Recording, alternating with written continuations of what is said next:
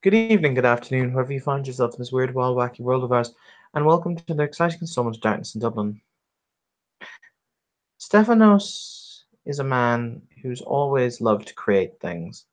Ever since the day he first drew breath, he's been tinkering with this and that. He's been making odd things out of gears and wires, twisted means that only he seems to be able to understand, but so is a living, so is a life.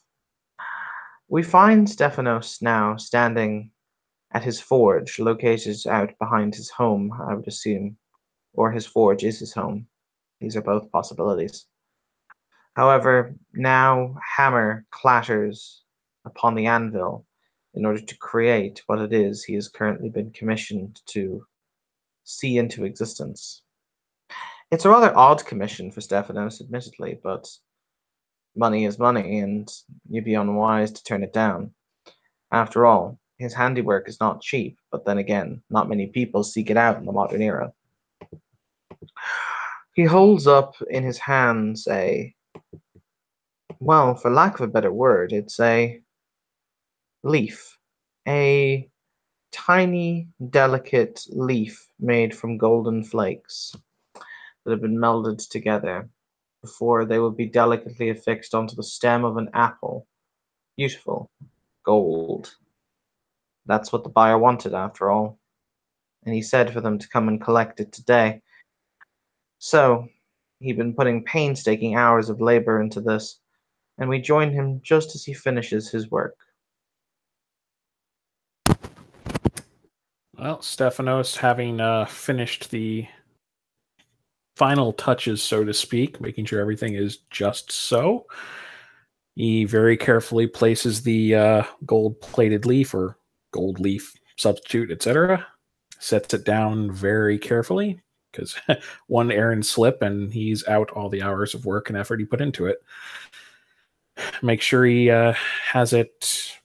Is it supposed to be put onto an apple that he's already been given, or is it just I'm giving the leaf to this person? You are meant to put it onto the stem of an apple you have been making. It is a golden apple that you have forged. Aha. Okay, that makes a lot more sense. All right. In that case, he'll finish affixing it to the stem, and the golden apple is put on a nice little plush pillow in a small box. Because, gift wrapping is a thing. You will hear a very light rapping upon the door. Rap, rap, rap. He'll set down the box and go to open the door.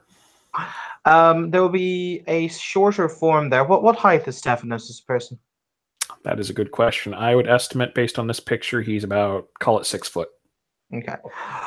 There is a short woman, you can tell by the physical curve of her body, standing in the doorway. However, she has a long purple hood up over her head, protecting her from the incumbent rain outside. Yes, ma'am. Can I help you? Oh, I'm led to understand that you have something for me. What was the name given on the order, by the way? There he wasn't, probably there wasn't there wasn't one. one. It So was it's pretty much paid, it was. it was however paid for in advance. Yes. You would be searching for the apple then, right? Correct. 1 moment, and he'll turn back. He's not closing the door in her face or anything. In fact, he leaves it open and says, "It's raining. You can come in. It's quite all right." She will step inside, very casually. And he'll go back over to the box, carefully pick it up, and hand it to her.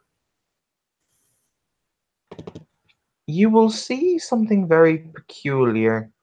She will take the box daintily in her hands, and she will look at the apple from side to side, before she will lift it up and take a bite out of it. Now that thing's made out of gold, right? Correct. Typically not something you want to eat. Correct. It's also very, very thick. How in the name of Almighty God did she manage to physically take a chunk out of it? Yeah, it should have just crumpled. Well, no, she shouldn't have been able to bite through it. Bear in mind, this is gold overlaid probably on another baser metal in order to keep its shape. Good point, because otherwise it would just crumple. That's what I was thinking. Okay. So he's just gonna like stare like, did he see that correctly? Just blinks, adjusts his glasses slightly. All right. As she removes the apple from her lips, though, Stephanos will immediately see to notice that inside the apple is not the hollow fixture that it should be. No, it is an actual apple, as in you can see the fruit on the inside of the skin. That's different. I don't remember putting that there. Hmm. Uh, he's going to like put a hand on his forehead, which is, I mean, he's been working in the forge and it's nice and hot in here, so he's probably already sweating. But he's checking you like, am I feeling all right? This is very hmm. Hmm. Thanks for a moment.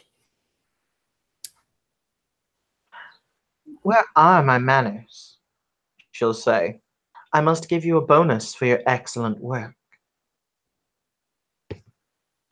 That's quite all right. The payment itself was very generous. I'm assuming it was decent pay for a nice thing like this. Yep. Now, I simply won't hear of that. She'll very calmly um, remove from her side a pouch, as she will turn it upside down, and onto the floor will spill dozens upon dozens of silver drachma. Which I'm assuming these are. I mean, apart from the silver value of what she just dropped there, which is probably significant, if those are ancient coins, that's a whole different value. Correct, and they do genuinely appear to be Hellenic period coins. He just stares between the coin she just dropped and like he feels bad leaving them on the floor. He's a little OCD about that, but more importantly, between that and what she just did with the apple, he's like, "Who are you?" You don't know my name, do you? He's thinking like this is the strangest thing he's frankly ever experienced. Like for all of his reading and everything else, this is firsthand. He's never experienced anything like this. And he's just thinking, golden apple rings a bell. I don't need to make a theology roll for that.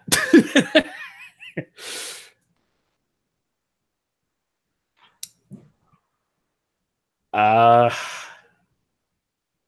Actually, I'm trying to remember now. I actually may need to make that roll if you want me to, or unless you want me to not know it. You can make the roll if you'd like. I will do that. Intelligence theology. Intelligence theology difficulty 7. Hooray!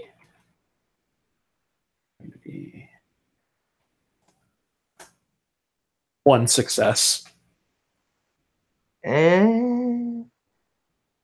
It could be one or two things. You know, it sparks because of the whole golden apple thing, but also, isn't there a goddess who's associated with apples? You know. Hmm.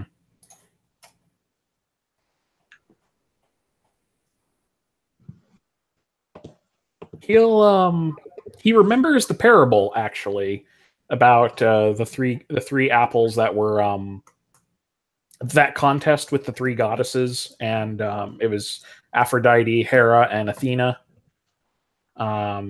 They were trying to convince a mortal basically to choose which of them was the fairest, you know. But that doesn't tell him which goddess, at least not from his memory.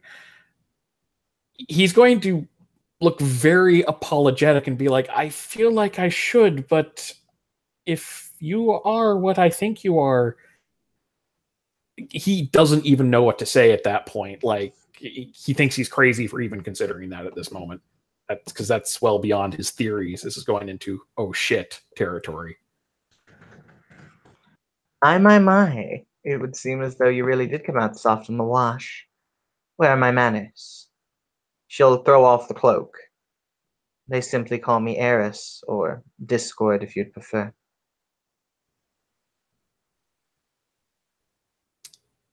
And I just forged you an apple of chaos. Well, no, that's not entirely politically correct.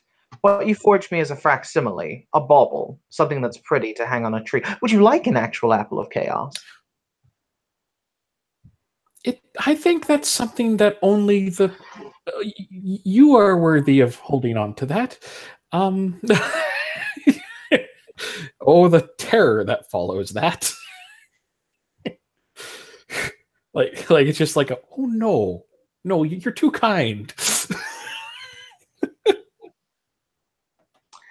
Well. It's interesting to see. So, this is what the mortal facsimile looks like. Huh. You were never really attractive, but then again, this is a step down even for you. That gets him frowning slightly, because I mean he's no Brad Pitt or anything, but he doesn't think of himself as ugly.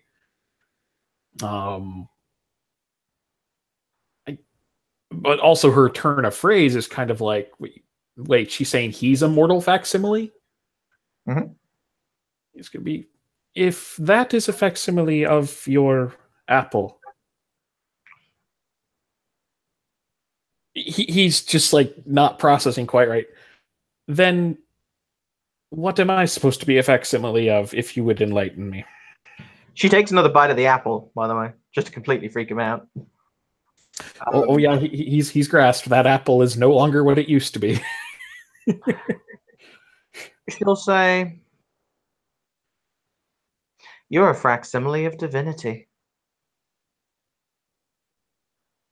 Now that actually makes sense, and that goes with all of his theories that he's had. And he's like, so I was right. Congratulations. That's at least 10 points to Hufflepuff. Nice one. Then she very casually hops up and sits on the iron. The heat doesn't seem to bother her. Eek. So, this is what they did to you. Even after they split you up into so many little pieces, this is what's left, eh?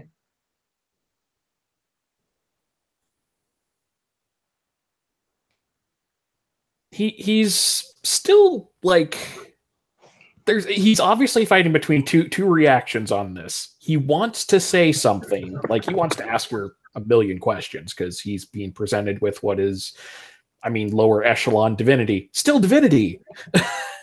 Oh, try calling her lower echelon divinity and see what happens. Oh, he's not going to. But I mean, she is technically a demigoddess, if I'm not mistaken. No, Discord is a full goddess. Really? Okay, I'm stupid. Yeah. Then. Don't worry about it. And the other part is like, if I start asking questions, sad times may happen. But he'll finally, curiosity is going to win out on this one. He'll say, if that's supposed to be the apple, if that is a facsimile of the apple of discord, and you say I am a facsimile of something else, you're speaking of shards. I am a piece of something. What am I a piece of? Congratulations, you've mastered the basic fundamentals of the English language. Well done. To answer that question, she'll say, well, rather, that's not my question to answer. She will snap her fingers at this point. Hi, other mages. From other mages' perspective in the city, holy sweet mother of Jesus, there was an explosion of quintessence that looked like a minor nuclear bomb. What the shit? It is a literal what the shit moment. Yes. Well, those groceries aren't getting bought now because I have to go deal with this. That is fair. From the perspective of Stephanos, you are standing in a raiment made of gold, made of all that is beautiful, forged by the hand of gods themselves. In one hand, you have a mighty hammer, the likes of which has not been seen in creation for an age, that was used to smith wonders, the likes of which even has been lost now to divinity, has been lost to history. The pages of lore and the pages of legend long since past. You stand amid a great company of many beautiful faces, though you yourself are not one. However, what you lack in beauty, you make up for in skill, uncompromised, uncomparable. Skill that can literally rival that of any being to have ever created anything. You know the very facsimiles of the world. You know the very steps to take you from Hades to Tartarus, all the way to Olympus itself. You know every step that needs to be taken. You know the rage of a lover that has been scorned, even though you have never seen the love who has turned her back upon you. You know the guile of the artisan who has made things the likes of which cannot now even be fathomed. And then, in the few moments of existence, you take a breath, that one final breath, before you are plummeted back into your human shell, into mere mortality, having tasted the very concept of divinity. Well, after that, is he still in the? Is he essentially back in the same condition he was, or has anything changed? The only thing that has changed is your smithing hammer, which has been a long, long and well used friend, is no longer the same. It is now inscribed with the great symbols of Alpha and Omega, the beginning and the end, on either side of its gleaming bronze, hafted handle. Its head now seemingly composed of some kind of golden metal, the likes of which you clearly have never seen. Is the woman still there, Eris? Yes, she's still sitting on the anvil. He's flabbergasted for a good solid moment. And he just breathes, Hephaestus. And like, this is like someone whose passion is painting suddenly being told, oh yeah, by the way, you used to be Leonardo da Vinci, or you are a portion of Leonardo da Vinci or something, or anything like that. Just like, you don't usually connect yourself with those. You want to emulate them. A lot of people who are craftsmen would love to be that, but finding out that in some way you are a piece of them, that's a very different thing. Essentially processing. That's what he's trying to do right now. And he's holding the hammer, just looking at it, examines it carefully, looks back at Eris. So, if I am a piece, how do I become whole again? My. Steps, my boy. Honestly, you hear one moment and you're gone the next, but then again, that's neither here nor there, and also it's probably best that we don't put all our eggs in one basket.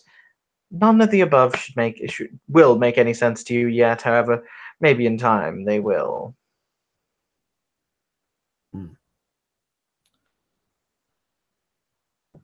Most of it doesn't make sense to him, so Once again, I never claimed to be helpful. I merely drew the short straw and had to come down here. Well, I appreciate it nonetheless. Is there anything else I should know, or? Oh, the others will no doubt explain that. And by others, I assume you mean the rest of the Pantheon. No. Maybe if you're lucky, they might spare you a glance to see if you actually ferment into something interesting. Though, frankly, if I were you, I'd much rather avoid their view. I mean, she's not wrong. Given the all the stories, that's a mixed bag being involved in that crowd. But he'll just nod slightly. Then, who were you speaking of?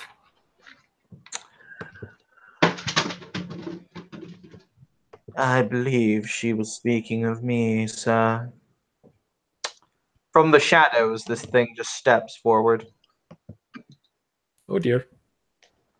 It's about 6 feet tall and kind of moves very stiffly, but it steps out anyway. Is it made out of gold? Yes. Oh.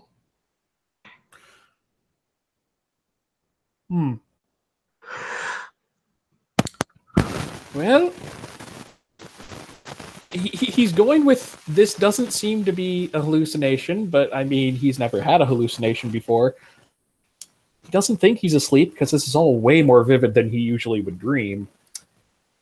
But I mean, he's talking to a human-sized statue made out of gold. At this point, mages may converge. Converge, mages, converge. Get him! Dive! Eric will arrive on the scene. He's also picked up the massive burst of quintessence, obviously, and he has a feeling that someone might need the same kind of basic introduction as he got that night at the hospital. So he will make his way towards the source of it, and when he arrives, I don't know if you other guys want to go first. Oh, should it be mentioned? Would I be correct in guessing, Evan, that though the nuclear blast quickly dissipates, like it usually would, those who get close enough on scene notice there's still a flow? Yes, not only that, but those of you who get close enough will start gaining quintessence. Yay! Oh, yay! That's wonderful. That being said, Jewel arrives ready for some shit to go down, because that was a quintessence explosion. Place seems remarkably intact. And it's a little bit confusing that this place is, not blown up until she sees, the giant golden statue man. And from out of the forge, Jewel will notice this person step, because Jewel has met this person or entity before. Jewel will give a deep, respectful bow. See, this is what I miss. People who actually know who the hell I am. On a side note, it is agreeable to see you again. It is nice to see you again, Lady Eris. Why are you here? I drew the proverbial short straw. The man standing there just kind of gives you a wave, somewhat hesitant. And you see waves to him? I see. So you lost a drawing of lots, I take it? Yes. And you had to come here and implode a large amount of quintessence inside this man's shop? She appears to be contemplating, and she says, "No, I had to create the process by which a possibility would become an inevitability."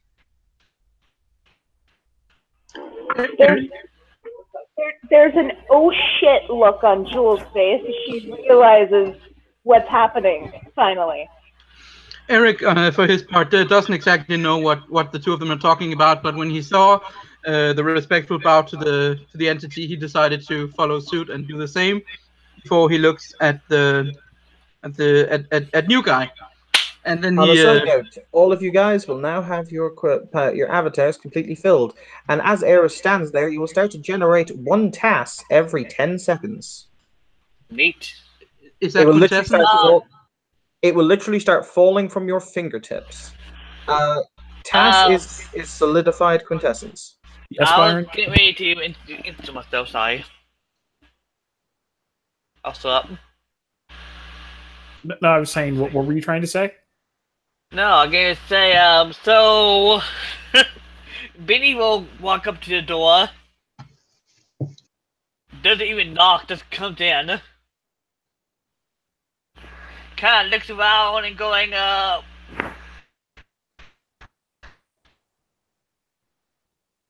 what's going on here? Oh my. I'm already bored. Huh. I'm going to do what I do in these situations and leave other people to deal with my mess. It's the mature thing to do. On that note, Stephanos, you make a mighty fine apple, she'll say as she throws the core back to him. It becomes the golden core again as you grab it, as opposed to the apple she was enjoying. He looks at it, looks back to her, and gravely nods his head. Thank you. Eric smiles at him. I'll leave you to play with your new friends. Oh, Yuki, do make sure nothing happens to him. I'm led to understand there are plans, etc., etc. You are tasking me to be his guardian? Yes, you're nice. That seems to be something right up your alley.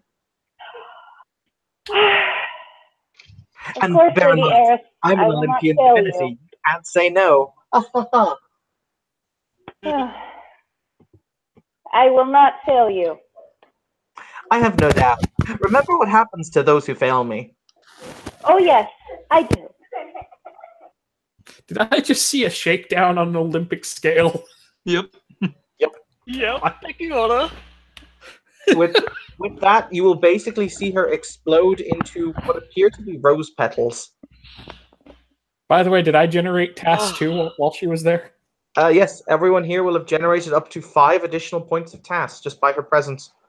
Because the last time she was here, she was not here with a purpose. Now she came with full I am divinity mode. Do we just add that to our normal quintessence pool? No, you have 5 tasks, which is 5 basically solidified quintessence. It is basically quintessence that is able to take it. It is not in your pool as such. It does not go in your avatar. It is solid and physically holdable in your hand. Oh, okay. I'm Sweet. gonna pocket it. By the way, Fine.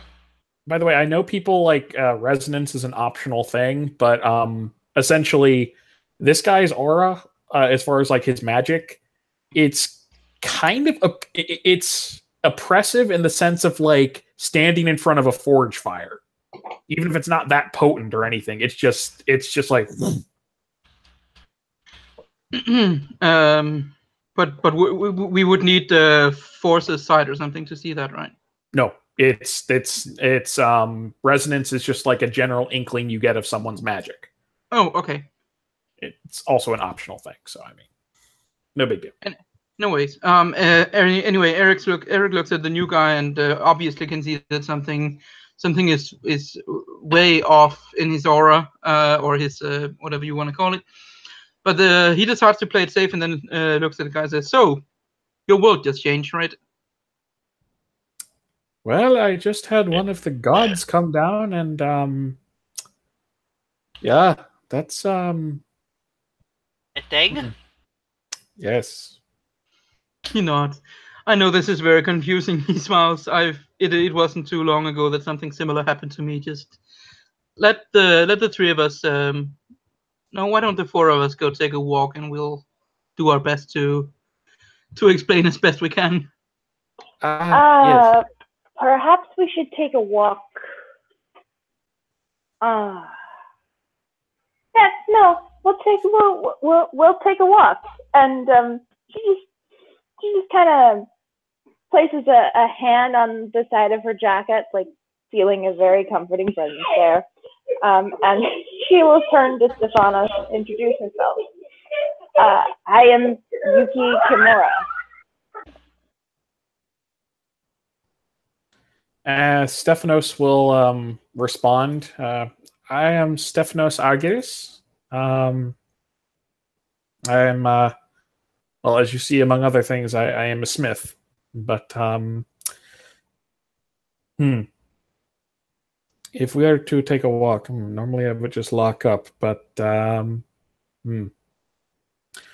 He's going to gather the little pieces of crystallized something which he just feels resonating that dropped from his hands. He's just going to very carefully tuck it into like a little box and put it under one of the counters. On a side note, as you guys look down at the task that you have created, or that was created for you, you will see they themselves have taken on the sigillic form of drachma. However, they appear to have the lame forge master Hephaestus on one side and the hammer on the other.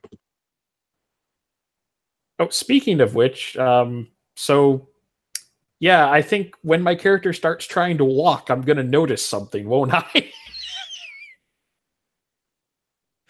Oh yes, of course. Yes, you will. One of your legs is very, very wooden and very hard to move. That's going to be distressing for him, but he'll just, it's not the strangest thing that's happened today. I can deal with that. I still can walk. I just walk very badly. He'll set the hammer down very carefully on the anvil. He looks over at the golden man. I don't know your name. The golden man. For the record, there are two of them. One is gold, one is silver. It's just easier Yes. to find one picture and just give the representation of that. He'll say, "Yes, you do." He'll search his memory. Because he remembers that Hephaestus had those servants. He's like, Oh, I'm an idiot. it's yes, Asimi and Chrysos, right? Yes, sir. That is indeed correct. If you could just watch the forge while I take a walk with these people. Yes, we will see to it that your house does not burn down. Excellent. He'll leave the hammer and the tass and go with you guys.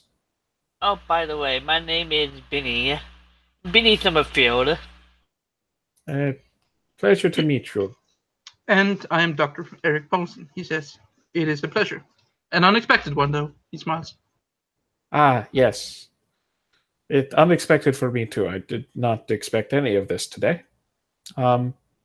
So he looks over towards Yuki. Do you often get to meet the gods? Not all that often, but it happens more often to me than to most, apparently. That is Second time I've met Eris. The last time I met her, I helped someone make the entire city dance.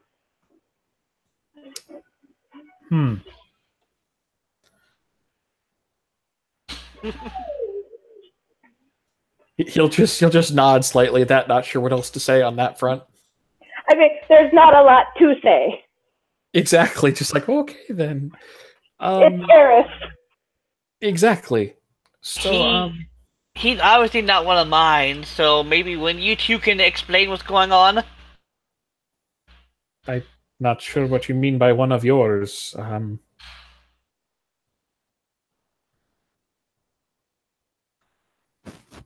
You're in a whole new ballpark right now. Just put it that way. That much I understood. I'm guessing since Eris appeared to you, you believe in the gods. Yes, I have, though. Belief and seeing it for your own eyes is a very different experience. And then you would probably believe in many of the same gods. Probably, yes. But what he still seems confused by what Benny said. Just like, did he mean people who believe in the gods? Is that your people, or? No. He meant, well,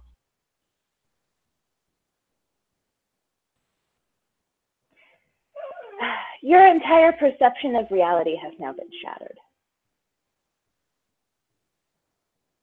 You were asleep.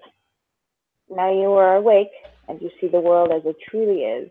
You know yourself for who you truly are. Congratulations, Stephanos. You're a mage. He'll take that and just think for a moment. Huh. To be fair, that's Eris didn't tell him specifics, so he's like, okay. You do know the parable, Plato's parable about the cave, I assume. Oh, see, I do not. Oh, okay. Okay, Okay, no, it'll take longer to explain than the example is worth.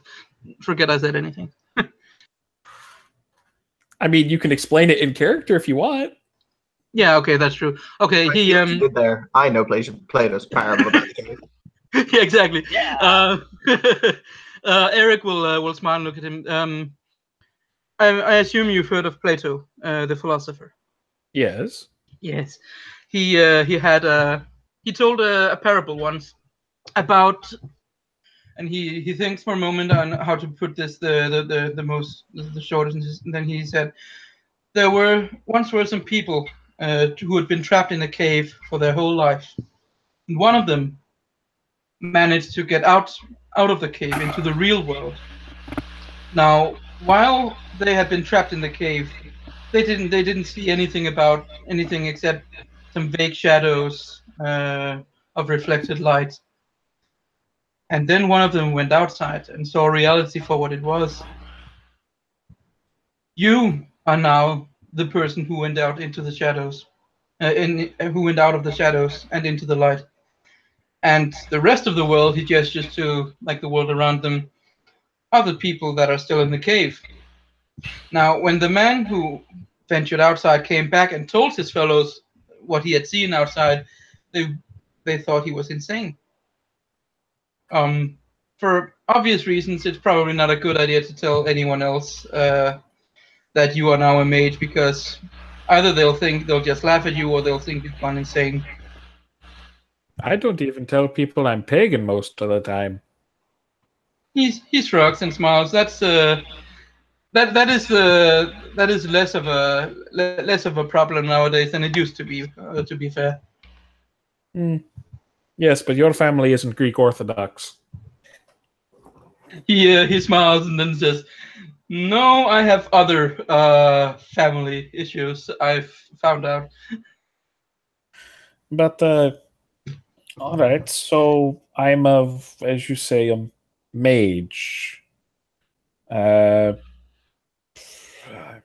He just like kind of looks around like, so. Well, first off, where are we going, or are we just walking?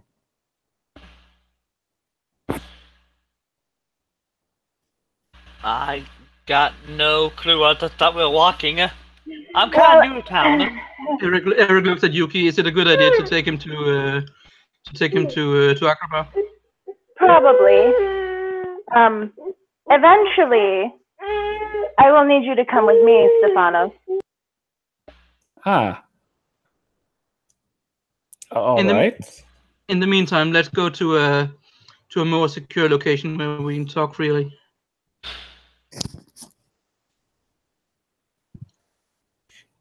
And he'll follow and, keep quiet and such, following at a slower pace unless someone helps him, but, What happened to your leg?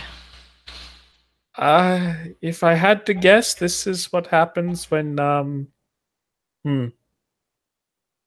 I did not have this problem this morning.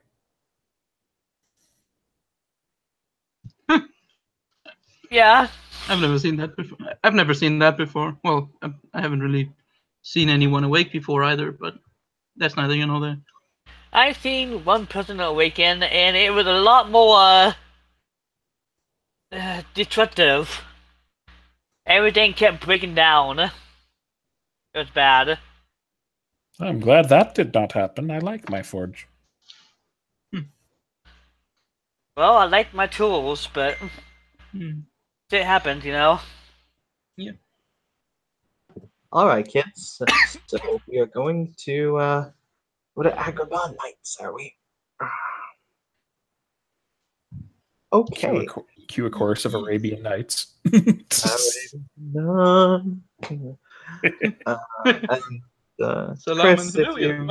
if you want to join at Agrabah Nights, you may feel free to join us. I've decided to give the new mage an unapologetic baptism by fire. Oh God!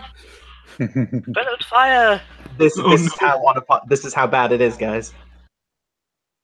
Oh no! What did you just pull out? Oh God! Yeah. So in Agrabah Nights, I should definitely be in casual wear and not in uniform. I will point out that you guys will be Chris, you will meet them outside of Agrabah Nights. Okay. Is that Sideshow, by the way? Yes. Oh god. A question. What is it may be a clearing up, but what is a Garda officer? It's a police. It's the guy, the Irish police service. Oh, okay, Yeah. sorry. So yes, you will be outside of Agrabah Nights. Agrabah Nights, as I've described it before, it just appears to be a door in between two other establishments, in between a Chinese restaurant and a kind of a clothing boutique that's just off the main thoroughfare on Grafton Street. So a rather upmarket area of Dublin. It appears to be incredibly under-publicized. No one else seems to ever go in there, in through the large red door into Agrabah Nights, up the red carpeted stairs, unless they have a reason to go there.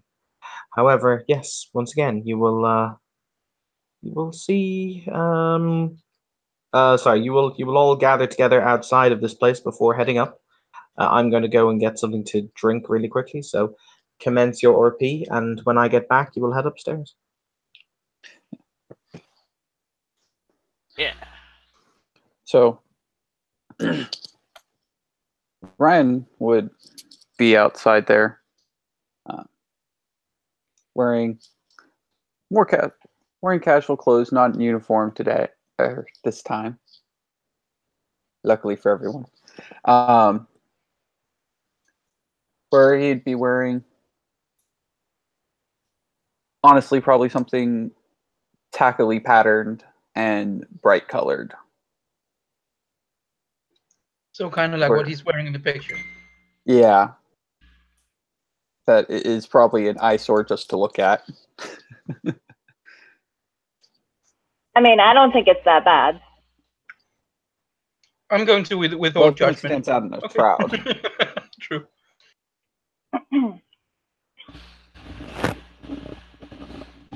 So Eric, as they approach the place, Eric looks at him and puts a reassuring hand on his shoulder and says, "Don't worry," he says with a smile. We'll tell you what you can absorb at the moment, and the rest you'll learn along the way. Yeah. He'll nod and just So, how long have you been in this city before your awakening? less than a year. I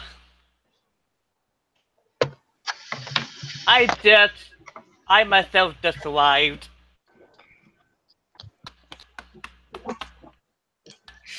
Ironically enough. How about you two?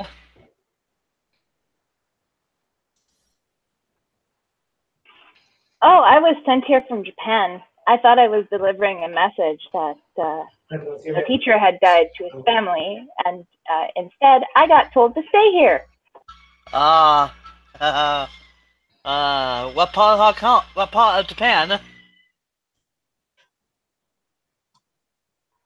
A secluded little monastery up in the mountains. From inside Agrabah Nights, you gentlemen will hear a blood-curdling scream.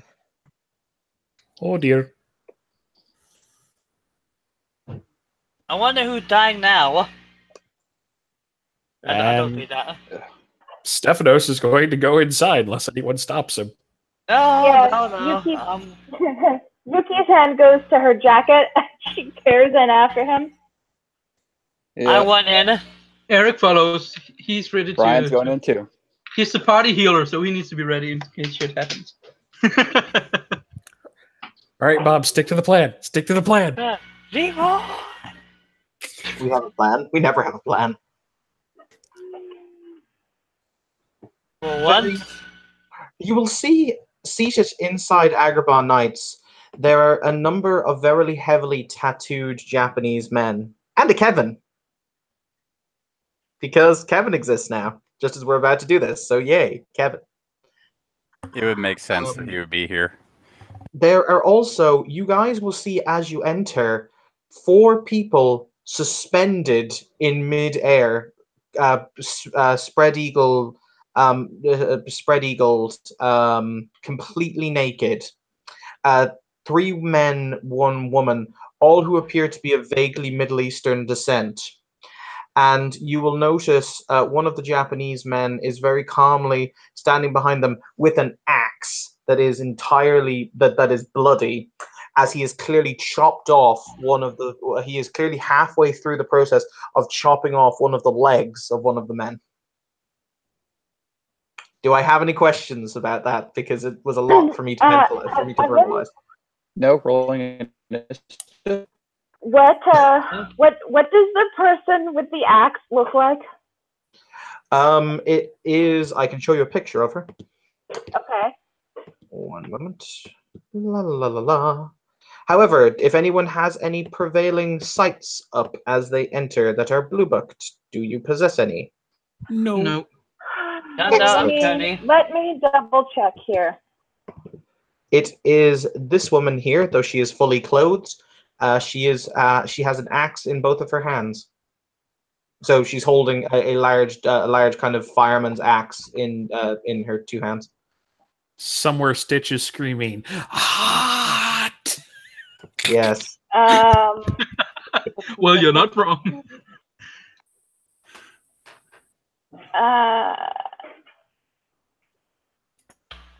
It looks like I still have a day on spirit sight. Okay. These entities here that are hanging in midair have very, very pale aura, if any aura whatsoever. Okay. For the record, you will see Saisho very calmly seated at one end of the room. He's eating a meal as this is going on. And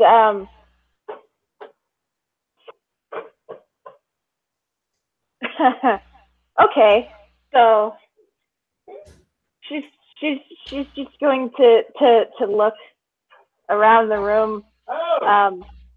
Hey, Yogi. Could anybody explain what's going on here, please? Yes.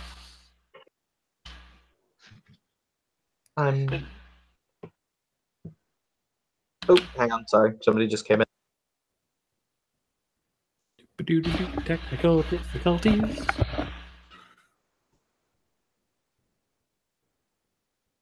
Technical difficulties. So Eric decides to try to be to play a little prank on the newbie to lighten the mood a bit, and he'll apologize later, and then he says, "Oh, so it's Tuesday again. I thought it was Monday."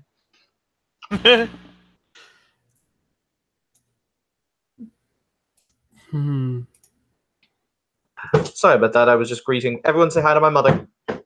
Hello. Hello. Hang on. Everyone now say hi to my mother. Hello. Hello. Hello, everybody. How many is everybody? There's like 7 of them, 6 or 7 of them. Oh my God! Right. 7 All right. counting you.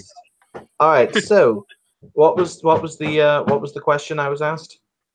Yuki asked for someone to explain what exactly was going on. Saisho will very calmly reach into the folds of his robe, at which point he will pull free a small baggie, basically, you know, a cellophane bag, and he'll toss it across the floor. Jewel will pick up the bag. What's in it? Okay, inside you will see a number of small crystals, roughly about the size of your thumb, give or take in size. They are, if Jewel has ever seen crystal meth before, they are reminiscent of the same crystals that crystal meth is created in before it's crushed in order to be snorted or smoked. I would imagine she has. However, they have a very weird crimson tinge to them. Yeah. So I guess considering it's uncrushed crystal meth, Ryan can recognize what the hell it is even from across the room. Oh yeah, absolutely. I mean, yeah, it's been on the rise in Dub. Actually, I will give you and you alone an intelligence streetwise check, finger guns. Oh, good. Things I specialized in. Yay! I think I'm gonna check this out with Matter Sight. Okay. What diff? Standard diff, threshold of 2. 2 successes. Excellent. This is okay. This has been really fucking with the Gardaí in Dublin recently. It's a new drug. It's clearly a derivative of crystal meth that's been called Cult, spelled Kult. That's been proving to be incredibly popular in the lower income areas of the city, like Tala and Ballymun, etc. And it is basically like meth if you mixed it with basically some of the effects of PCP or cocaine. It basically gives like an amazing steroidic high, but that's also been fueling a lot of really severe antisocial behavior. That's just burst onto the scene in like the last 2 or 3 months. There's also a knockoff of it, which is a different type of narcotic, but it's yet to be given a formal name yet. Okay, Heather. Hi. Matter Sight as you knock it up. That is crystal meth in the sense that it has all of the chemical components of it, but it's also got all of the chemical components of blood in it. She's going to look at it and just say, "What the fuck?" It's Cult. Like she's holding it up and really confused how you would even make this. Chris, you might want to speak up a little bit. Somebody explain to me what's going on here. Well, Ryan will kind of glance over at Yuki and the drugs and go, "That looks to be Colt." Now, they'll look back to Sideshow. And where did they get a hold of the Colt? I don't know. These enterprising individuals, he'll say, as the axe is driven down again into the leg, decided that they were going to sell this on my territory. I disagreed. Are you aware what their auras appear to be? Of course. I thought you might be. Well, either way, I have no problem with you carrying on here. They were on your territory. They kind of asked for it. And it saved me the headache of having to clean it up. At this point, Saisha will very politely pour Kevin tea. Just pours tea into tiny cup. Kevin politely accepts the tea. You can't, like, really bow from a seated position, but it's enough of one while being served. He will raise his own cup of tea and take a sip before he will say, "My apologies." He will look up and he'll say, "Silence them, gag them, I don't really care." At which point some of the Yakuza will kind of brush themselves off, standing up and force gags into the mouths of those individuals here gathered. And before Saisha will turn and he'll say to the collective, "My apologies, I did not mean to disrupt your what I'm sure was meant to be an amenable afternoon's luncheon." Well, there is one little issue with this, though. Are any of those individuals capable of extraordinary affairs? They're not even alive, really, honey. She's quite correct. All 4 of them are already dead. They merely don't know it yet. They don't know what they are? Can I get a roll to know at least about the undead as far as what the technocracy calls them? I'm so tempted to call them Species 8472. But yes, you may make an intelligence technocracy roll. Was that an SCP reference? Beg your pardon? That wasn't an SCP reference, was it? No, it Voyager was reference. it was a Voyager reference. Ah, okay. Darn those ones. No Did you successes. succeed? No. Okay, yeah. I had 2 No. successes and 2 ones. Ah, well, ones are going to get you. Yep. He will say, I have made it abundantly clear to the Gaki that they are to stay off my territory. However, they keep infringing upon what I have claimed as my own. I'm finding it disconcerting.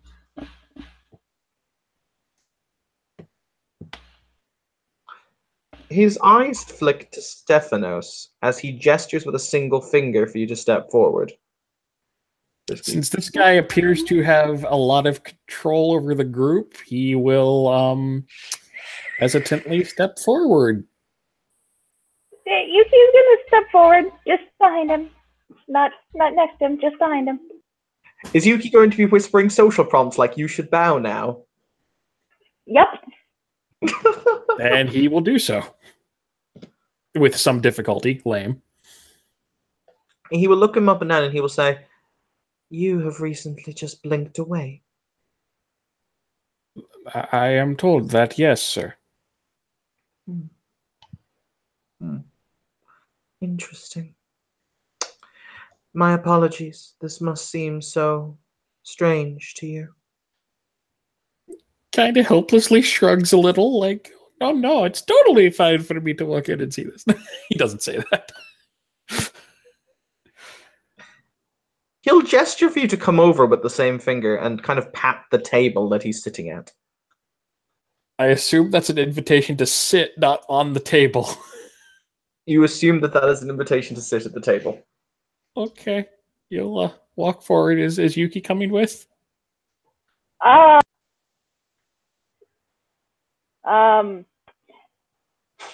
think I need to make an etiquette roll. Intelligence etiquette might indeed be pertinent right now. Yeah. Because it sounds like she's... Botch. You think you could just walk up and sit on his lap. Wait, what? You don't look like his sister. 2 successes. He only asked, he expressly gave permission for someone else to sit, so you don't think that is an open thing? Okay. Then, yeah. Yuki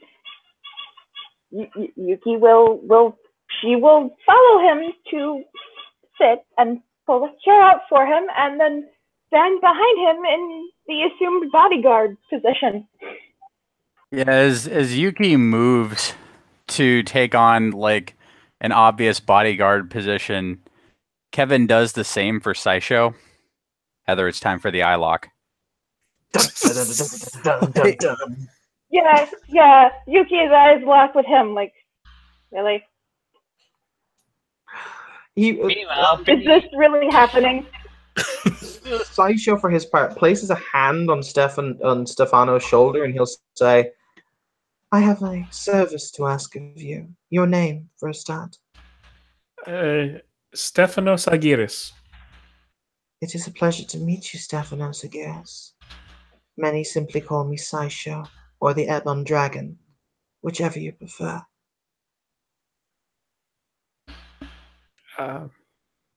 Since he feels like calling him Saisho would be way too non-formal, so he's gonna go with Ebon Dragon.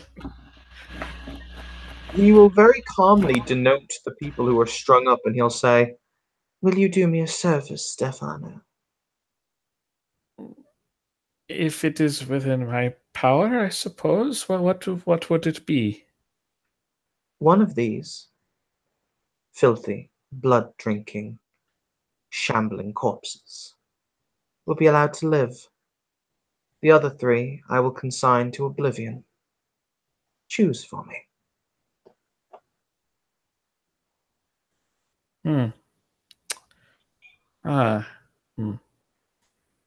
You have already spoken with them and gotten all you need from them, I guess? Indeed. Okay. Now, this character just awakened, so as far as I'm concerned, even the rotes on his sheet, he doesn't have those yet. It's going to take him a little while to figure those out, so that'll happen before the next scene. He'll just stand up, look them over. There are 4 of them, right? There are 4 of them, 3 men and 1 woman.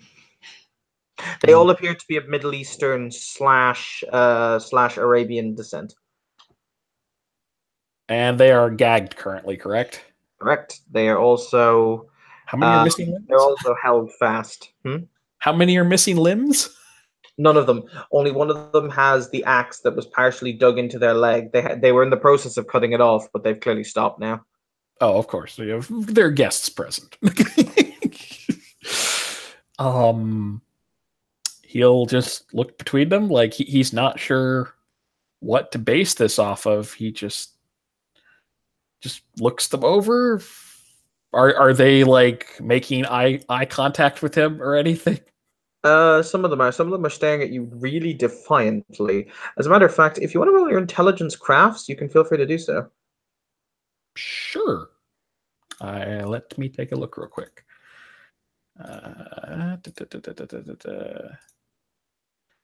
Int is 4. Crafts. Well, it doesn't matter which crafts. It's going to be 2. So I'll just roll it.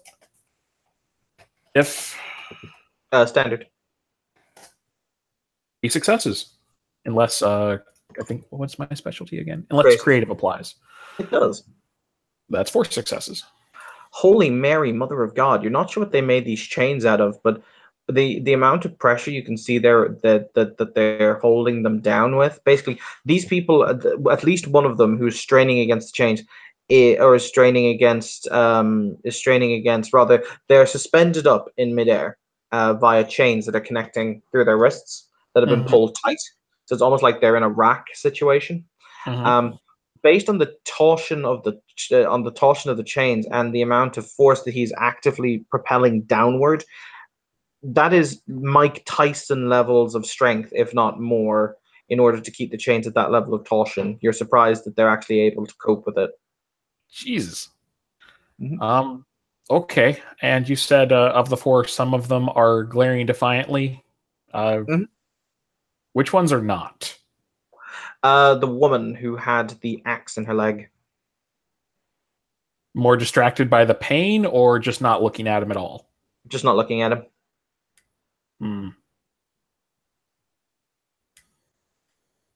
He thinks for a few moments, and because he has literally no basis for any of this, he'll just indicate the woman. Saisho stands up very, very, very gracefully, and he puts his hand on his hip.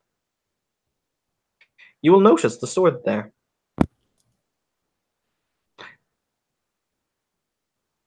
Okay, guys. The sword is drawn with a click hiss from its sheath or its saya. Every light in the room goes immediately dark.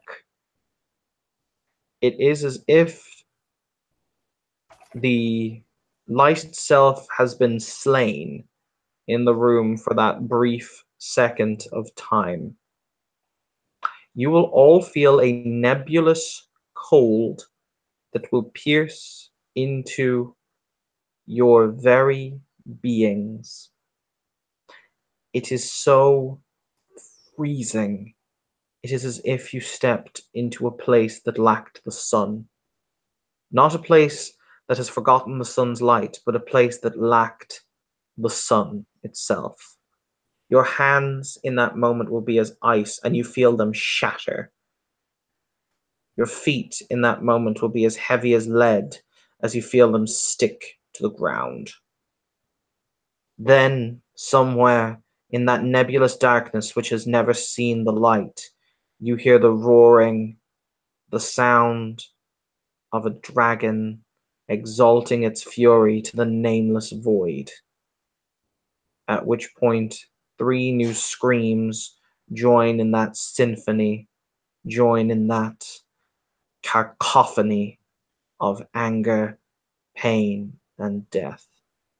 And in that second when it passes, a single line of utter black draws across those 3 bodies, as those who were at once encumbered are shattered from existence.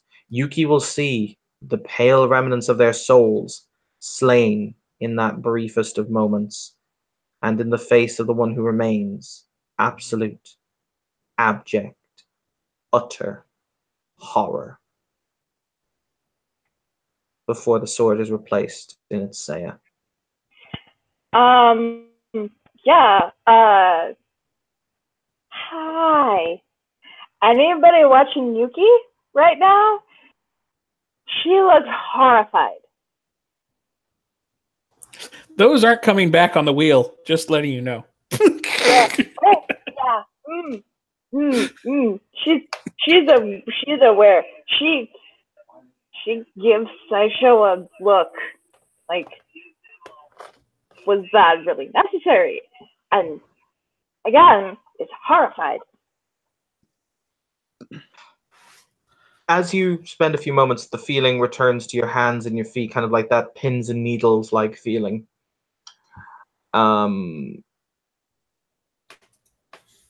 Needless to say, none of you ever wish to experience that ever again. As a matter of fact, please please everyone with the exception of Kevin and Yuki, because they had a vague idea what would happen. Please make me a please make me a stamina roll, difficulty 7, to prevent being physically sick. Let me just open the roll because I have forgotten it. Unless you have any effects on your person that would mitigate the feeling of nauseousness. I fail. Stamina, right? Stamina. Alright, I'm gonna roll. Give me 1 second. Can I put a willpower on this? Yes, you can. Alright, I'll put willpower. Hooray! Standard diff, right? Standard diff. 2 successes. Okay, who failed? Me. Me. Give me 1 second. Would you like to get sick in a little bag? That implies I had time to reach for the bag. Luckily, I mean, it's on the floor. It's not on Saisho. I would like to roll for life to suppress that gag reflex, or that vomit reflex. I will let you roll for life to suppress the gag reflex. Because I don't want the fap to vomit. That's entirely fair. That is your life choice, sir.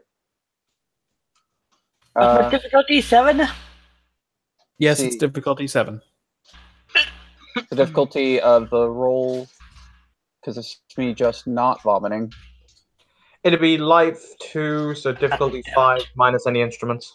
Yeah. By the way, who dodged? How did I do the roll thing again? Exactly as you see everyone else doing it. 60, 10. It's not going to be 60. It's not going to be 60-10 unless your stamina is a 6. I know that. I'm just reading over the thing here. So just like Okay. that. So 1 success on the Arete roll. Yeah, you know, with that, you're able to suppress your gag reflex. It's not a big deal. Yeah. BP 10. But Stephanos will be sick quietly in a potted plant. Yeah. Where after that, Ryan is going to. Well, his first bow is the kind of bow that you would expect from a martial artist to someone else, to, you know, like another martial artist. Mm-hmm. Before his next bow is, and he does that to Sideshow, and then makes a deeper bow to Sideshow while saying, "With apologies, though, Sideshow," and he'll actually hold it for about 3 seconds. I will need to request taking the Colt back with me. He will casually Just to make sure shrug. it is destroyed. I got 2 stitches, by the way. Oh yeah, you're fine. You only needed 1 success. He will casually shrug as he denotes that you can take the bag. Yes, Yuki will pass it to him. He remembers he's a cop. Yep. Saisha will then very calmly rip the girl down by the hair from where she is, at which point you will see him walk with her, her hair wrapped around his hand in a vice grip as she desperately claws at his hand, her gag still in her mouth, and he will say very calmly in her ear, "Tell your masters what you have seen here, and tell them that, once again, should they infringe upon my territory, I will do the same to the rest of their skulking little minions. I'm sick and tired of playing these games with the likes of you, Gaki. Before he will physically throw her through a second-story window. Crash! Thump!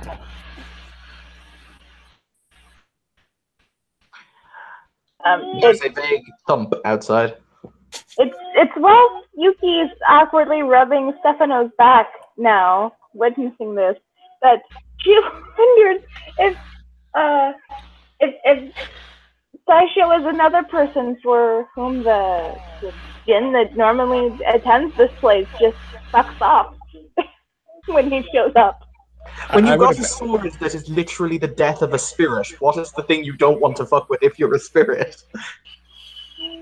Yeah, exactly. I mean, my character thinks that Saisho owns this place. He's acting like it. Very calmly, Saisho will dab his mouth with a napkin, and he will say to Kevin, "I'm returning to the temple. My work here is done. By all means, stay and acclimatize yourself with the Magi who you've not met. I will speak with you later." Kevin bows. Understood. He will kind of click his fingers as the Yakuza Goombas, for lack of a better word. Actually, technically speaking, the term for Yakuza Goomba is Akuya Michioke. But they will follow him out as he leaves. Stephanos, you will now cease being sick in a bag. Or in a pot plant. Alrighty, I got a question. Okay. Ask away. Is there any ashes left over from the bodies? Yes. The bodies will crumble to ash, so there will be ashes. I'm gonna move over, take a vial out, and gather a little bit of the ashes. Are you gathering a little bit of the ashes from each one, or just from a specific one? Each one. Okay, cool. I'm kind of just looking them over, going interesting, very, very interesting. What were those things? And what the hell did he do? They were vampires, and he destroyed what was left of their souls. That was thoroughly unpleasant, Eric says with a gift for an understatement that he didn't know that he had. It's not meant to be pleasant. Business is business. I'll give him that. If I knew he was going to do that, I would have simply offered to kill them all for him.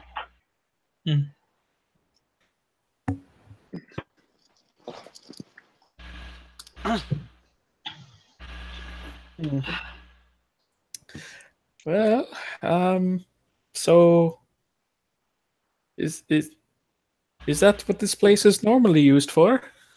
No, actually.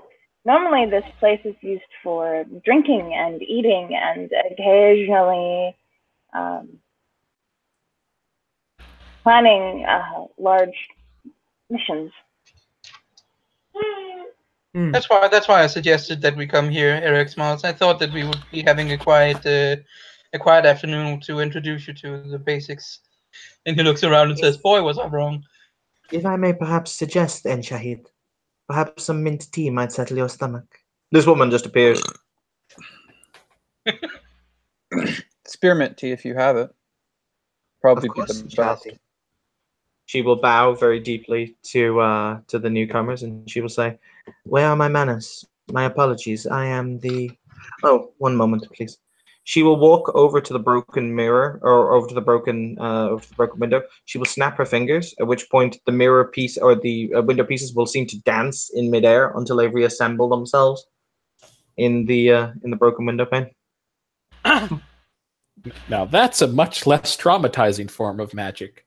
Stephanos looks impressed. I am your hostess. Should you require anything in Shati, you have but to ask. Some tea, yes, that would be best. She will very casually move her hand in a slight gesture, at which point there will be 2 cups of tea seated, because 2 people requested tea. There will be 2 cups of tea seated in at the tables, just with the proper tea service, etc. So a teapot and saucer and cup will suddenly appear on the table in front of the individuals who requested tea. Ma'am, If that is... Yes. I'm very sorry. Would it be okay if I keep these vials of asses for some? I don't personally mind. I am going to clean the rest of the establishment so it is not dirty, but if you wish to keep what you have, that is for you to do. You bow slightly. Thank you very much, ma'am. Can I get some tea, Yes, sir. please? So once again, move your hand and more tea will appear. Thank you. Bows again. You're very welcome. She will look towards the others and she will say, should I be needed, you need only call. Yuki will bow, of course. What were you going to say, Mr. Stephanos? I was going to say she hadn't introduced herself yet. She was about to, that she went to fix the window. Oh, my apologies. I am simply the hostess. Ah. He'll nod, like, that's not the weirdest thing I've been told today. I had to call the other guy the Ebon Dragon.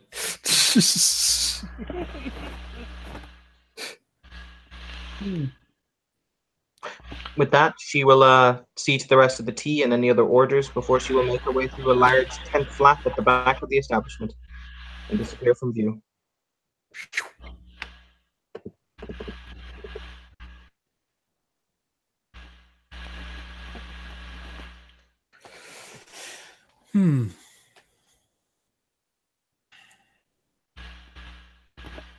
So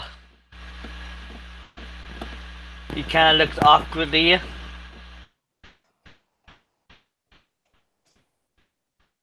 Who wants to go first and fully introducing themselves? Well, he looks towards Ryan and Kevin, who he has not met, and just says, Stephanos Agiris. Kevin Grant of the Akashiana. Ryan Pierce.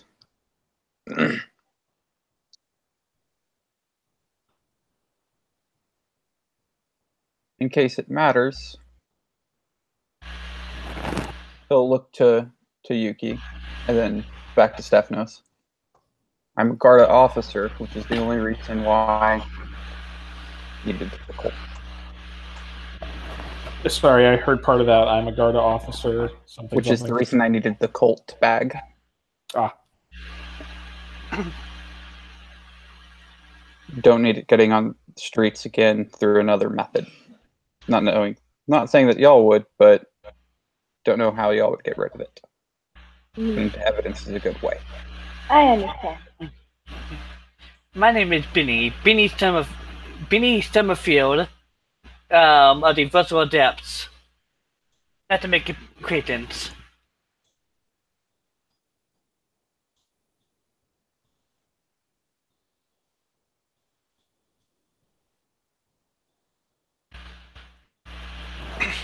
And for those here that do not know me yet, I am Yuki Kimura, Knight of Rhadamanthus of the Euthanatos. And Eric finishes the introduction. Says, as I said, I am Dr. Eric Paulson of House Solifikati. You all seem to have that interesting suffix on your names of the, and he like waves a hand as if to know, like, because you all said something different, or in some cases didn't add anything. Actually, the only person who didn't add anything was Ryan. Is that what he meant by not his people? Nods over towards Benny.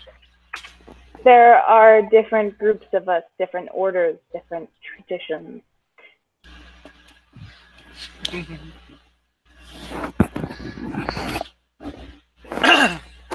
To put it lightly, we all believe in magic in different ways. We view it and use it in different ways, different contexts, if you may. And which ones believe in the gods, or is that simply a personal belief in your case? And that's Yuki. Hold on. Can I make a maze lore? In my case, yes, it is a personal belief. It's also, you don't really need to make a mage, though. It's pretty common knowledge which ones are religious and which ones aren't. Okay. Which one would that be then? The religious ones are the Akashiana are religious, the Celestial Chorus are religious, certain elements of the Athanatos are religious. Am I missing anyone from the main tradition? Well, yeah, I mean, the choristers were monotheists, right? So that doesn't really count in that case. The Verbena are religious. Yeah. Yeah, I think that's it. And the choristers are, of course, monotheistic. There you go. I think probably like the only non-recently awakened in the room that wouldn't necessarily know which ones are religious is probably Ryan. That's fair.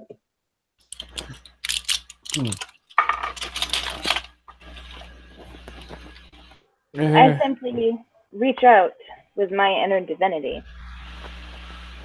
to my divine allies. That sounds rather reasonable.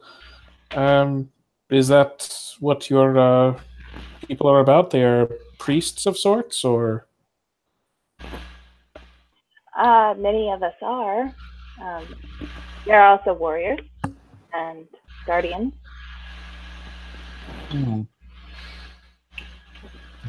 It entirely depends, he says, on your own outlook on the world. I am a doctor, as I said. I am used to thinking and working and dealing in ways of science, which means that my view and method of magic is different from our honored friend here, and he indicates Yuki. I work with medical tools. I work with medical drugs and potions and things of that nature, mostly, at least. This is different from everyone. Not everyone uses the same tools, but we all, at least I hope we all, and most often we do, all strive towards the same goals. And where I believe in science, the use of science, and the use of training, especially physical training and exertion, ordeals, such as one of the good training methods, boot camp or its equivalent, is a good starting point of an ordeal.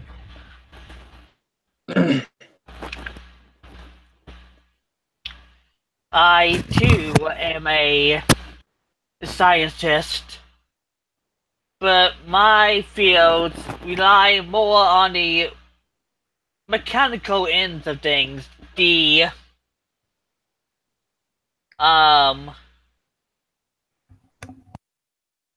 more the robotic ends, hacking, computer use.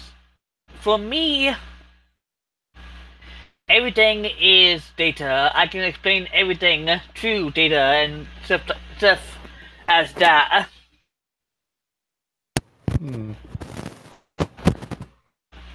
Like, it's hard to express, but to most of your explanations, Stephanos is going like with part of it. Oh, that sounds interesting, but there's like for each one of these explanations, there's a piece where he's like, I guess.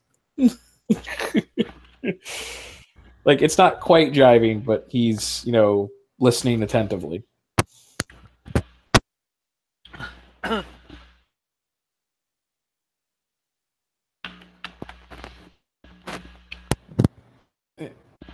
But it would be rude to focus entirely on my issues at the moment. What with these undead vampires? You said are they a common problem here? I did not ever encounter any before today. This is the first time I'm aware that they actually. And by the way, you did not encounter magic until today either. He smiles. There's more. Indeed. Like, I believed in the soul before today, but I had never heard one consumed. That was,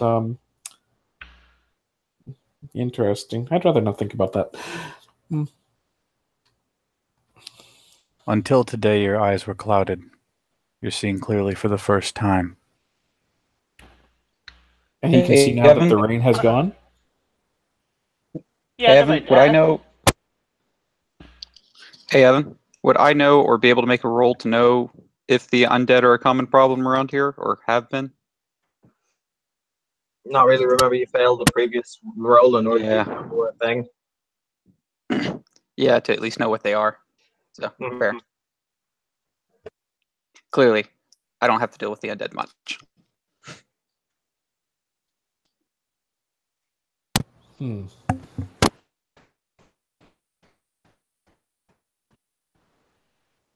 You look uncertain.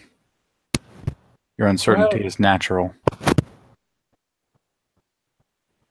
I mean, it's a lot to take in, but other than it's interesting to hear all of your viewpoints. But is there maybe? I suppose if it is as a well-kept secret as it must be, or else I would have known about this before now. Is there like a primer or a basic list of what groups there are and so on? I mean, sounds very, very different from trying to join a fraternity or something. But like he's obviously not trying to insult any of the organizations. He's just like, this is obviously more important than that. But they're like, is there a list essentially?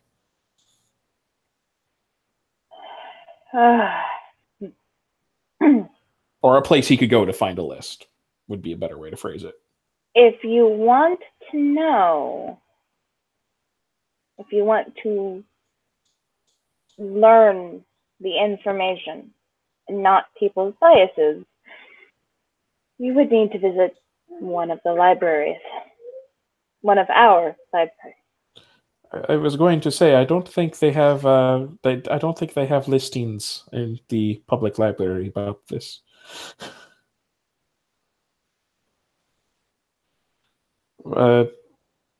How would one get to your libraries? Would I just be able to see it now, or?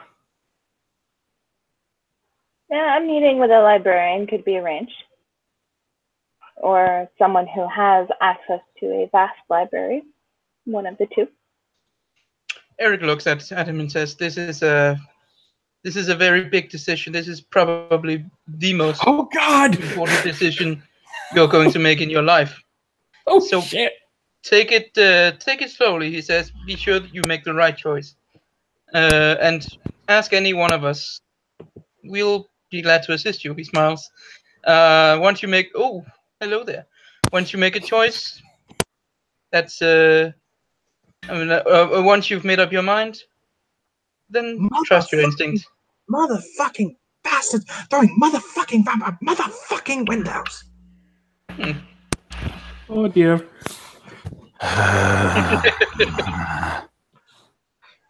You will see this woman stomp. Stomping is an excellent adjective to describe this into the room. App 5, isn't she? She is indeed App 5 with the spec and sexy. Blink, blink, blink. So what has happened? Well, hello, Aphrodite. And what kind of clothes is she wearing? She's wearing the military uniform she's wearing in the picture. And the second she comes up and Ryan can see her, he is up out of his chair and into a proper military salute. Attention, boys. Oh, for fuck's sake. She kind of looks around and she just says, okay, who was chucking things out? Who was chucking quasi-people-like creatures out the window? The Ebon Dragon? Oh, for fuck's sake!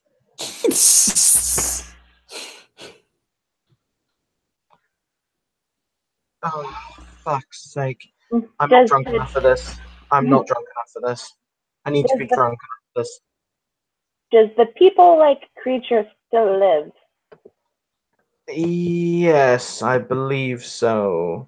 Question: Has D'Onofrio met Jewel? I think she has. Yes, we met once. Ah. Ooh, I don't think she's met Eric though. So Eric looks a little bit surprised at the recent arrival, but does figure out that she's probably important enough to not want to mess with. All right. Ooh, that's all right. So it's okay. It's okay if his Lord High, I have the mighty sword of fuck you, thinks he can do whatever the fuck he wants. If he does it, then that's all fine.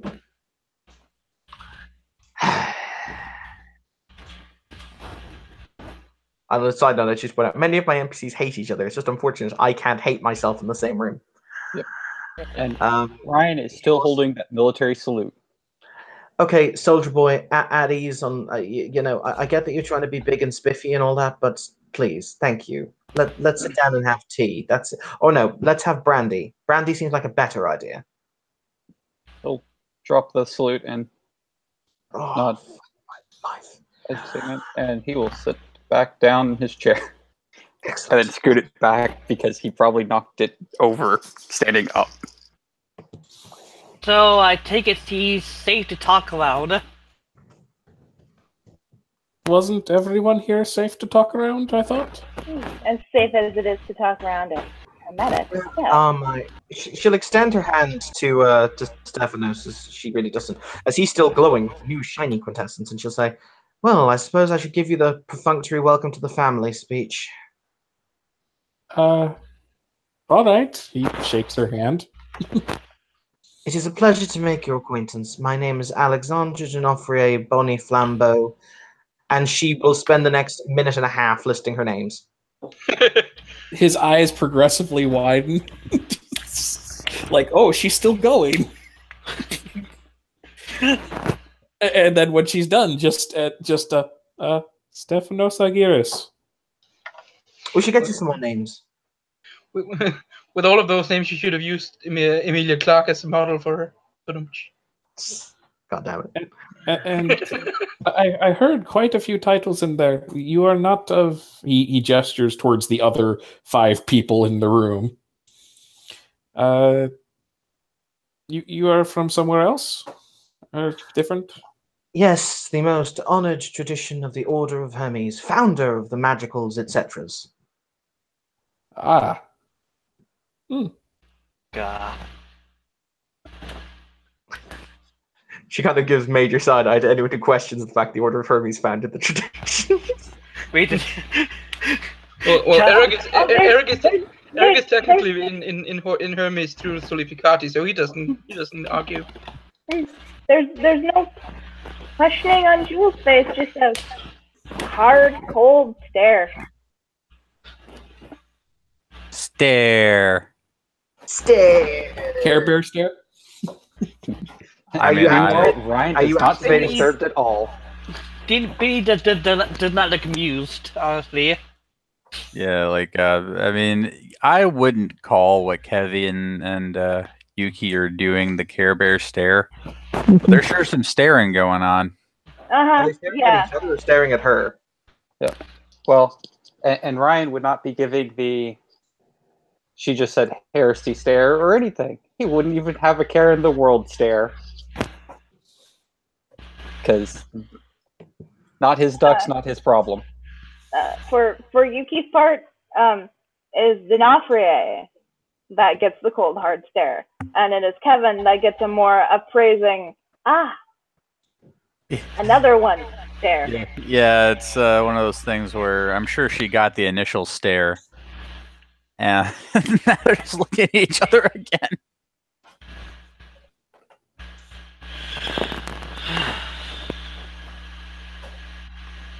So, you said the sword of... That sword was very, I don't have a word for it. Oh, I call it the ultimate sword of cosmic fuck you. I mean, it did kill and We killed 3 of them, so that was a thing. Oh, that's sweet. Is that what you think it did? And did something to their souls, someone said. It destroyed and enslaved them. Yes. They will not go back to the wheel. Their swords are no more. They have ceased to be. To be fair, she'll say as a bottle of whiskey is brought out that she corks with her teeth, very casually before she spits the cork and pours a very generous quantity into a glass. She'll say, to be fair with you, realistically, based on what's already happened to their souls after becoming what they are, I'm not exactly sure there'd be much to go back into the wheel. It tends to rip your souls little bitty bits. We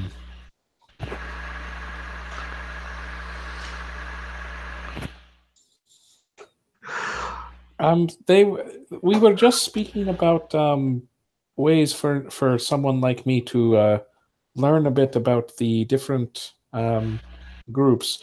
Something was mentioned about She will libraries. immediately put her hand on her nose and say, "Not it." No, not what I meant. They were speaking about libraries. Oh, fuck. Go talk to Siren.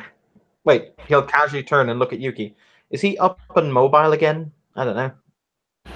I am given to understand from others that he is doing well in his recovery, but I doubt he is fully recovered just yet. Oh. Do I want to... I'm sorry, forgive me for interrupting. What happened to Siren? Did this Siren dude? Needless to say, Lord Siren is a very, very nice individual who unfortunately has a great burden to take care of as it pertains to, taking care of the library. But unfortunately, the library is more than just a library. It also contains a number of metaphysical concepts that are bound within the pages of various different books that are expressed through humans' endeavors as it pertains to various different elements of our interpersonal climate. So, unfortunately, some of the negative elements in some of the more esoteric books got loose and kidnapped him and tortured him horrendously, until I'm led to understand a group of brave adventurers in the form of Miss Yuki, he will denote, and I believe Dr. Pilson and a few others managed to rescue him and bind away those evil spirits in the books again. Congratulations, by the way. Fun.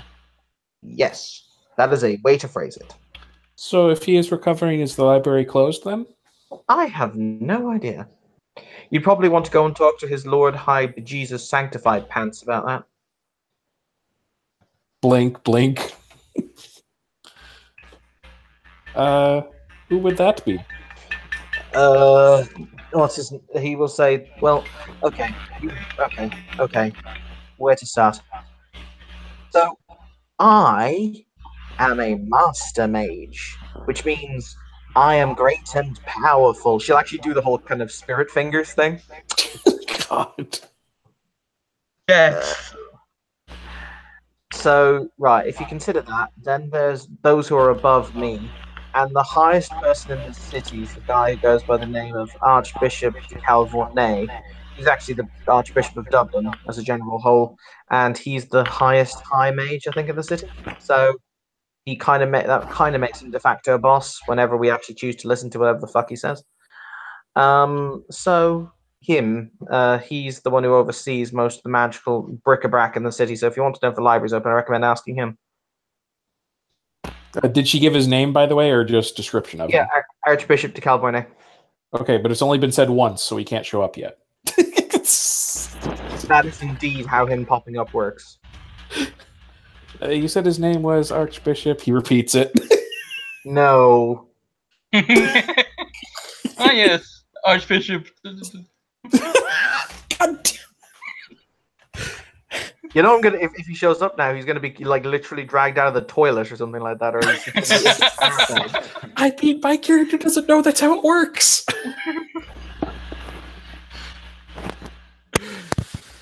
Oh God. So, how would one get a hold of him then? You go to his house, or you ring him on the phone, or maybe send him an email. All of those sound like good options. He'll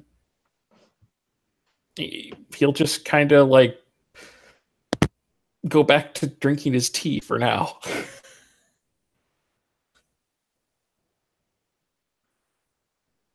Nope.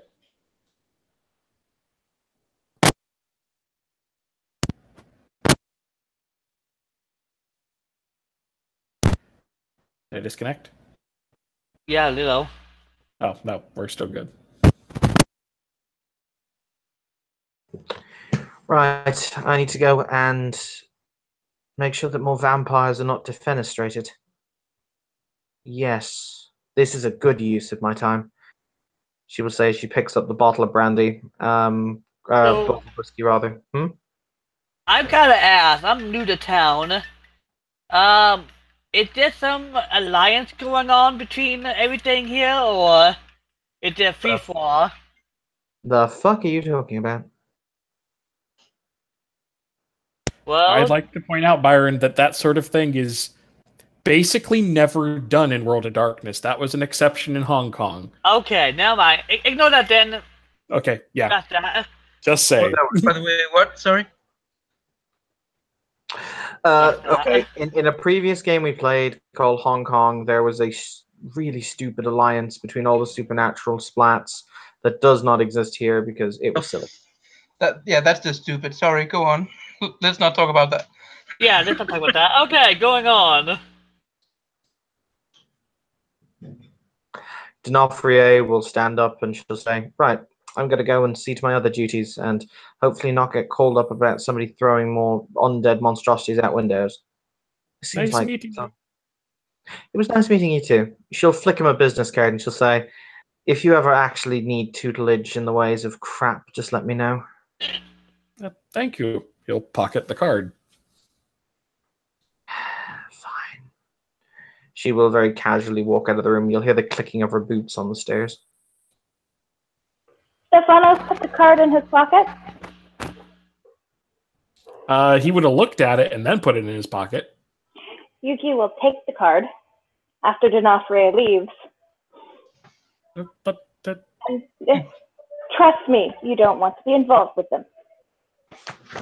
Eric clears his throat a little bit. Well, hello. Yeah. I'll take your word for it, I suppose. I can probably find her if I need to.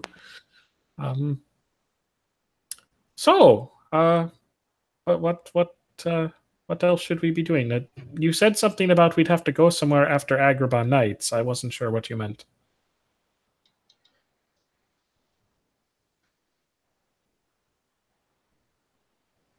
That was to Yuki, by the way. Sorry.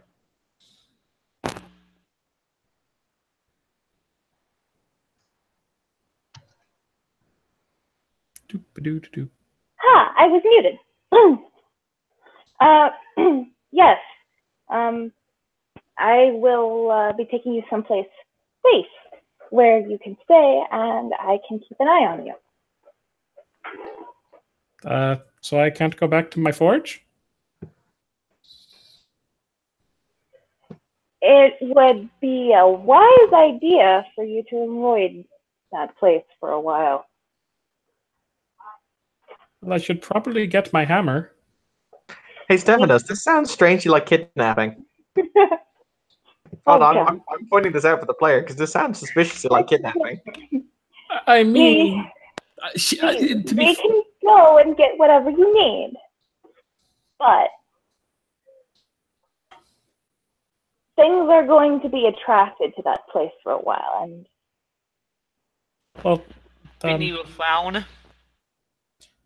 By things, I'm assuming you mean the Union.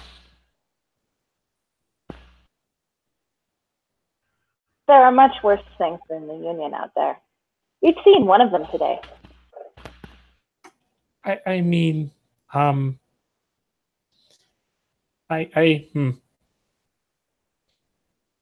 He's like, this does sound a little suspicious, but to be fair, he did meet a goddess, and this woman apparently promised the goddess she was going to protect him.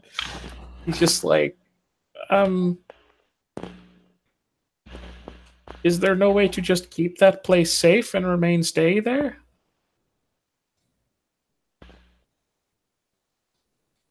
I mean, it's my forge, and I don't know if it would be safe to take the other two out of there. And, yeah. Such a thing is unfortunately beyond my means, but there is someone who could probably do that. Who would that be?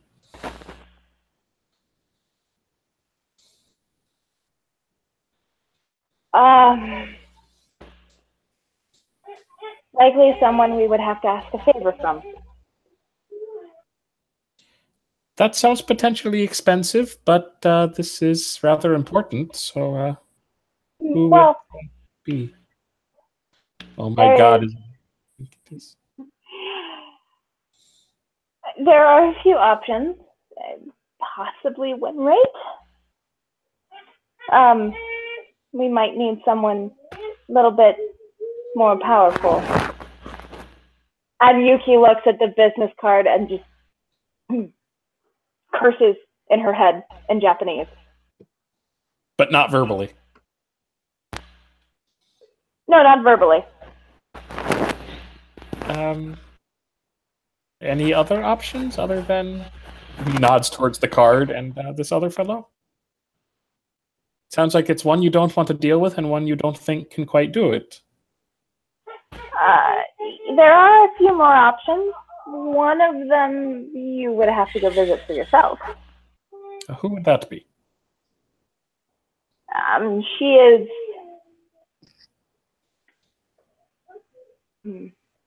She is a teacher at the temple. But,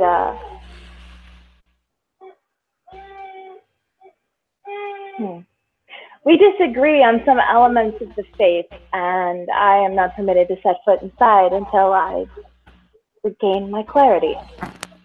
Ah. Kevin's interest looks piqued.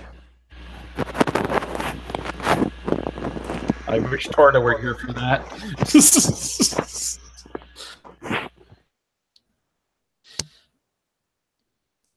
And no, Byron, no one's mentioning Gravedigger, because he will show up if you mention his name.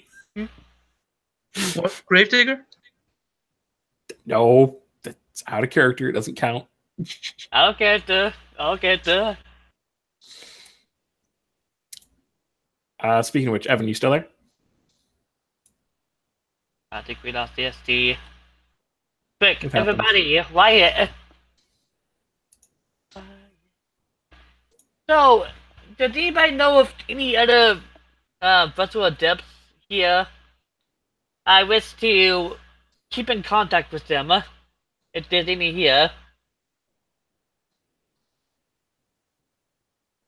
Helpless shrug? So I did bet you know. I mean, I you think just looking. I think everyone else is AFK or something. I think so too. No, I'm here. I'm just Just listening. yeah. Well. So.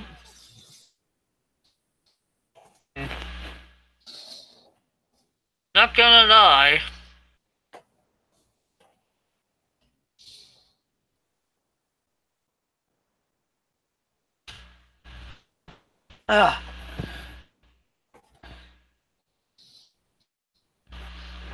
I'm not gonna lie though, I see many of things, young man. Looks at Agorius?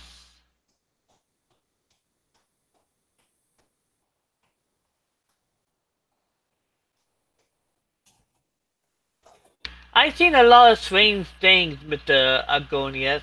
I can't Don't pronounce worry his name. about it. Don't strain yourself.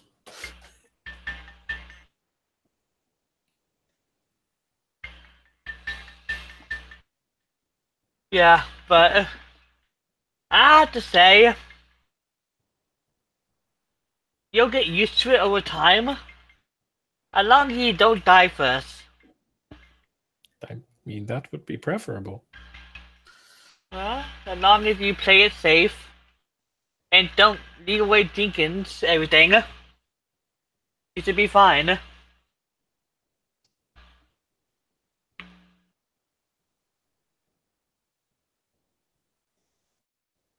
And until I guess either the ST or Heather comes back. Doop-a-doo. Dup-a-dup-a-dup-a-dup.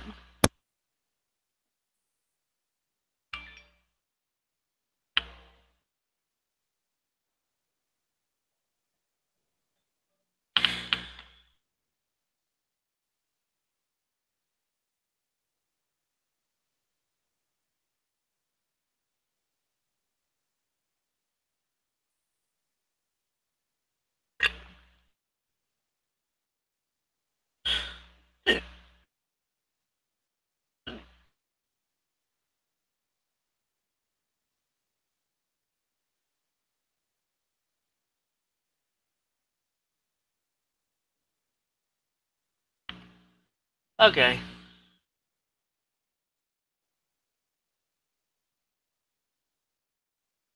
So,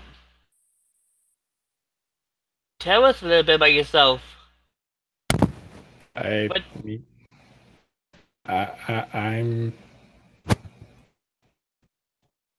He just kind of shrugs again. I make things. I have a PhD, but A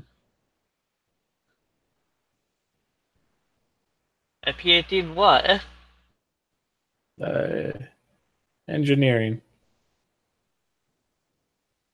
Oh.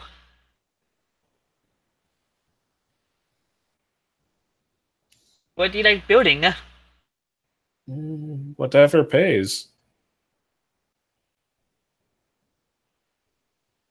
But That's fair.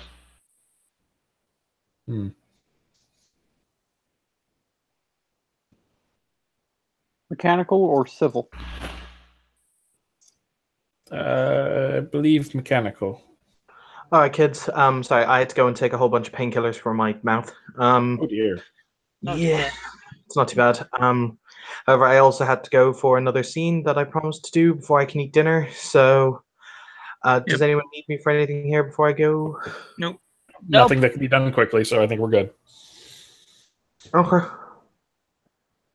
All right. No. Okay, so there went Evan. Is there anything else people want to do, or Burn everything down? No, I'm kidding. anything that does not require an ST? Wiring. Yuki will look at Benny. I know of a few, but I can introduce you later. That'll be fine. I'll leave you my business card so they can get a hold of me. Stephanos takes away the business card. You don't want to be involved with those people. No, I'm just kidding. No, he's not going to do that. I'm gonna make it hell for the cause. No, you could be right. But safe to say, Stephanos will just hang out until it's time to go. I assume they're going to go back to his place at some point, he and Yuki, and grab some of his stuff, lock the place up, and hold on. Before you go, I'm gonna give you guys my business card. Well, that's fine. Everybody my business card. That's fine.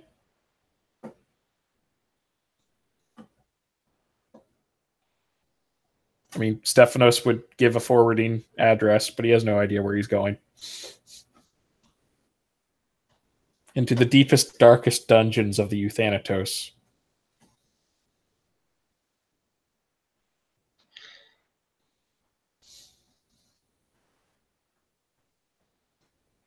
Anything else people want to do, or is this a good place to end the scene?